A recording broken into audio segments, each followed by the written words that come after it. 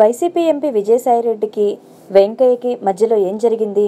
ఆయన ఏం మాట్లాడినా ఇప్పుడు జోకర్గా చూసే పరిస్థితి ఎందుకు వచ్చింది? అసలు విజయసాయిరెడ్డికి వెంకయ్యకి మధ్య ఎలాంటి సంభాషణలు చోటు చేసుకున్నాయి?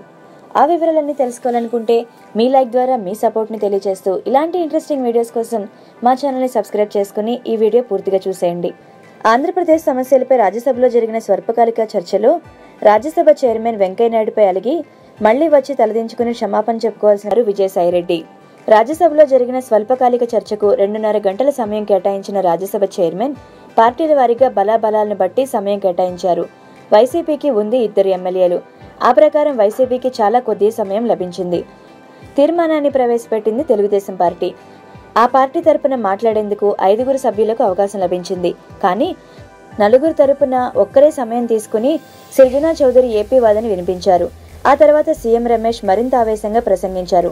బీజేపీకి ఆయన చేసిన సవాల్ విజయసాయిరెడ్డికి సూటిగా గుచ్చుకున్నట్లుంది.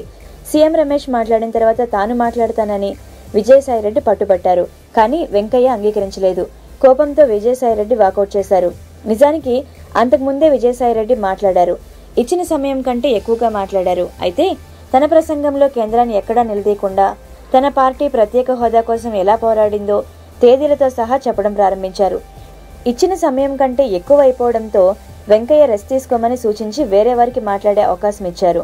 ఛాన్స్ వచ్చినప్పుడు సొంత డబ్బా కొట్టుకుని తర్వాత మళ్లీ తనకు సమయం కావాలంటూ రచ్చ చేసి బయటకు వెళ్లిపోయారు. తర్వాత తప్పు తెలిసిందేమో సభ వాయిదా తర్వాత వెంకయ్యకు క్షమాపణ చెప్పారు.